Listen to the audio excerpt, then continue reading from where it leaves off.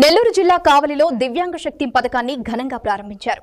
కావలి MLA Kavya Krishna Reddy RTC బస్టాండ్లో జెండా ఊపి బస్సును ప్రారంభించి దివ్యాంగులతో కలిసి స్వయంగా బస్సులో ప్రయాణించారు. ఈ సందర్భంగా ఎమ్మెల్యే మాట్లాడుతూ దివ్యాంగులకు అండగా కూటమి ప్రభుత్వం నిలుస్తోని వారి సంక్షేమానికి పెద్దపీట వేస్తున్నట్లు తెలిపారు. ముఖ్యమంత్రి రాష్ట్ర వ్యాప్తంగా దివ్యాంగుల సంక్షేమాన్ని లక్ష్యంగా పెట్టుకుని పలు కీలక నిర్ణయాలు తీసుకుంటున్నారని పేర్కొన్నారు.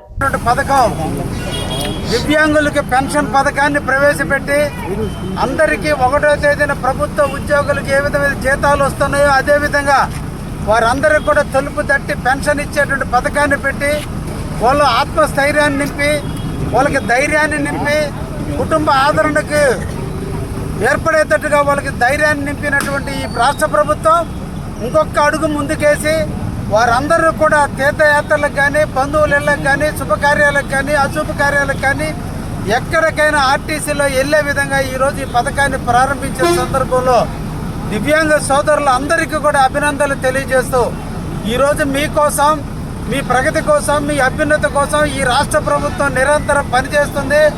చంద్రబాబు నాయుడు గారు ముఖ్యమంత్రిగా ఈరోజు తీసుకున్నటువంటి ఈ మహోత్తర నిర్ణయానికి మీరందరూ అభినందించి వారిని అభినందించాలని మనసారా కోరుకుంటూ తప్పకుండా ఈ పథకాన్ని సద్వినియోగం చేసుకుని మీరు ఈ పథకం ద్వారా మీరు అన్ని రకాల లబ్ధులు చేకూర్చాలని మనసారా మీరందరూ కూడా ధన్యవాదాలు తెలియజేస్తున్నా. Thank you very